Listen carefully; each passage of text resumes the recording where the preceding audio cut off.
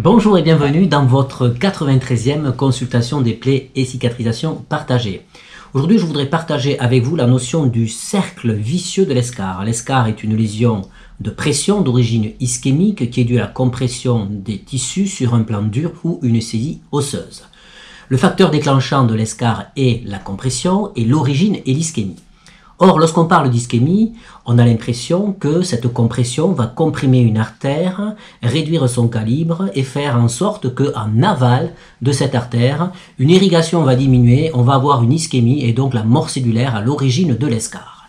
Le cercle vicieux de l'escar nous permet de comprendre que les lésions tissulaires liées à la pression commencent au niveau cellulaire et que l'ischémie résulte d'un œdème inflammatoire.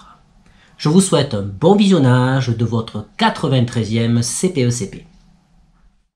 L'escar est une lésion d'origine ischémique. Vous notez bien que je parle de lésion et non pas d'ulcération.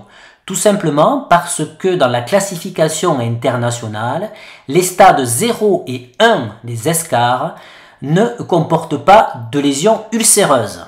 On parle d'ulcère ischémique à partir du stade 2.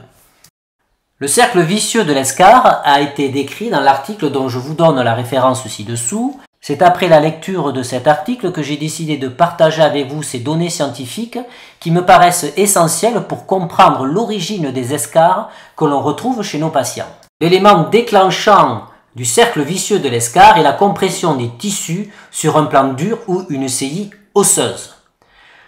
Pour vous décrire pas à pas ce cercle vicieux, je vais m'appuyer sur une version un peu plus fun qui a été réalisée par le laboratoire Coloplast. La pression est l'élément déclenchant de l'escar et les lésions liées à la pression commencent au niveau cellulaire. Si l'on prend une cellule et que l'on exerce une pression sur la cellule est déformée sous l'action de la pression. Il s'ensuit une formation de pores sur la membrane plasmatique et une perte de l'intégrité et du soutien du cytosquelette. Il en résulte une mort cellulaire.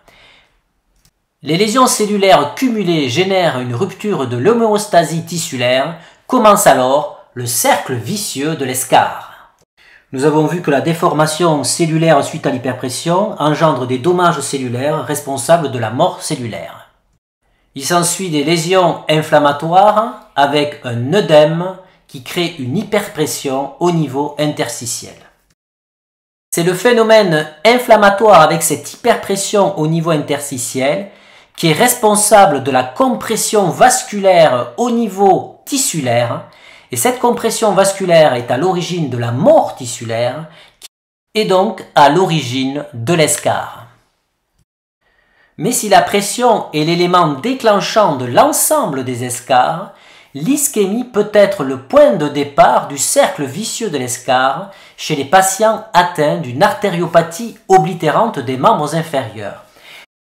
C'est pour cela que lorsque nous avons un patient qui présente une escar du membre inférieur, il est absolument impératif d'éliminer la présence d'une artériopathie oblitérante des membres inférieurs avant de se lancer dans un processus de détertion mécanique.